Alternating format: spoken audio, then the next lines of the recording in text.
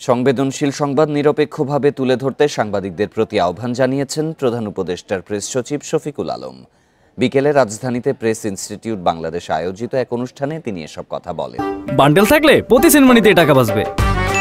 বিকাশ send money bundle কিনে জিতুন প্রতি লেনদেনে। বলেন, রোহিঙ্গা ইস্যুতে সতর্কতার সাথে সংবাদ পরিবেশন করতে হবে। প্রতিবেদন তৈরিতে গবেষণার উপর জোর দিয়ে তিনি বলেন, নিরপেক্ষভাবে তা প্রতিবেদনে উপস্থাপন করতে হবে।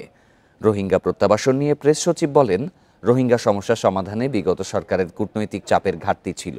অন্তর্বর্তী সরকার সংকট সমাধানে ইতিবাচক ভূমিকা পালন করেছে বলেও জানান তিনি।